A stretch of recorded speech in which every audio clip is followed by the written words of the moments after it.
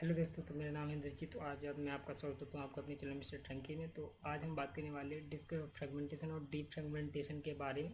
तो हम जानते कि अभी कई लोगों को ऐसे लगता है कि पता नहीं डीप फ्रेगमेंटेशन डीप फ्रेगमेंटेशन होता क्या है। तो बेसिकली मैं आपको आज आसान से शब्दों में बता दूँ कि डीप फ्रेगमेंटेशन होता क्या है। तो आइए हम जानते हैं इसको। तो पहले सबसे पहले जानते हैं इनको डेफिनेशन और पर्टिकुलर में बताना चाहे तो कैसे बताएंगे। तो डीप फ्रेगमेंटेशन जो होता है वो डेटा का सीक्वेंस वाइज लगाना होता है, ठीक है। और फ्रेगमेंटेशन ऐसा होता है कि हमने किसी डेटा को जब हार्ड डिस्क में रखा है तो क्या होता है विखंडन करके तोड़ के कहीं का कहीं पटक देना, कहीं का कहीं। तो ऐसे कुछ होता है, ठीक है।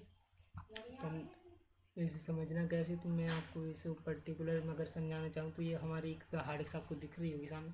तो ये जो हार्ड डिस्क से क्या करती है कि इसमें एक एरो हेड लगा होता है। तो क्या होती है कि मैग्नेटिक डिस्क होती है, टेप होती है जिसपे सारा डेटा रीड और राइट किया जाता है। तो जब ये राइट होता है तो एरो हेड सीक्वेंस वाइज चलता है। जब न्यू डिस्क होती है तो यहाँ से स्टार्ट करता है और यहाँ तक ये डेटा आता है, ठीक है। लेकिन जब हम इसमें कई डेटा जब पुराना डालते हैं और काफ़ी समय बाद जब कुछ डेटा डिलीट करके फिर से डालते हैं तो कुछ इस तरह की कंडीशन डेटा में आ जाती है जो कि फ्रेगमेंटेशन कहलाती है। जब हमने न्यूनो डिस्क थी तो ऐसे ही कुछ सीक्वेंस में डेटा भरा जा रहा था इसमें, ठीक है। जब हमने इसमें से कुछ डेटा बीच से डिलीट कर दी तो कुछ ऐसा फ्रेगमेंट डिस्क हो जाती है हमारी जो कि फ्रेगमेंटेड हो जाती है। कुछ डेटा यहाँ, कुछ यहाँ पड़ा, कुछ यहाँ पड़ा। क्या होता है ये एक सीक्वेंस में नहीं होता है। जब हमें कोई चीज़ ढूंढनी पड़ती है, मान लीजिए इसने एक म्यूजिक के कहीं 3 टुकड़े कर दिए, ठीक है। तो इस म्यूजिक के जब ये राइट करेगा तो इसको बार बार एरो हेड को मूव करना होगा। तो इससे डिस्क की लाइफ कम हो जाएगी, डेस्कटॉप की स्पीड भी कम हो जाएगी।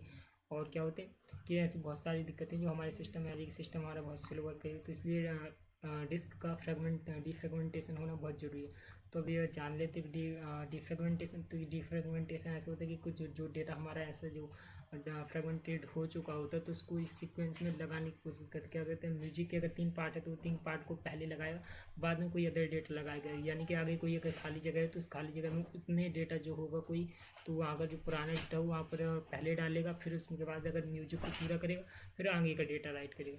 तो कुछ ऐसे प्रोसेस होते हैं जो कि डिफ्रेगमेंटेशन कहलाती है। तो डिफ्रेगमेंटेशन करते कहते हैं। तो सबसे पहले हम बता दें अगर हमारे पास कोई सिस्टम, तो सिस्टम के हमें स्टार्ट बार सर्च बार होता है, इस पर जाना है। तो सबसे पहले लिखना है कि यहाँ पर डिफ्रेगमेंटेशन। तो हम डिफ्रेगमेंटेशन सर्च कर लेते हैं। यहाँ पर जैसे हम डिफ्रेगमेंटेशन तो यहाँ पर सबसे ऊपर आ चुका है डिफ्रेगमेंट एंड ऑप्टिमाइज डिवाइस। तो हमें यहाँ पर जस्ट हमें दिख रहा होगा तो इस पर हमें क्लिक करना है और यहाँ पर आ जाना है।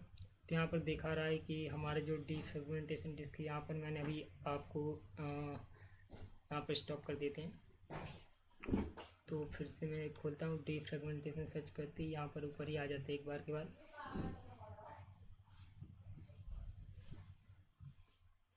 तो यहाँ पर देख रहा हो कि हमारी जितने सिस्टम में ड्राइव होती है तो यहाँ पर दिख रही है कि एक 0%, यानी कि हमारी ये फ्रेगमेंटेड बिल्कुल भी नहीं है। यहाँ पर डेटा हमारे सीक्वेंस पे रखा हुआ है। लेकिन ये जो सी ड्राइव है इसमें काफ़ी सारा डेटा करप्ट हो चुका है, यानी कि यहाँ से तितर बितर पड़ा हुआ है। तो इसको एक सीक्वेंस में लगाने के लिए हम लोग क्या करेंगे, इसको ऑप्टिमाइज़ कर देंगे, ठीक है। तो ऑप्टिमाइज़ करने के लिए जस्ट ऐसे ही क्लिक करते हैं तो यहाँ पर एनालाइज लिख के रनिंग हो रहा है।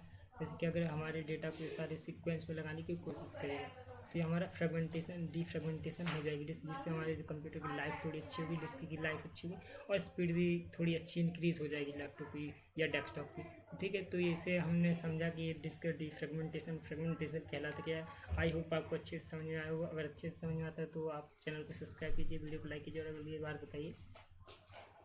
Bye bye.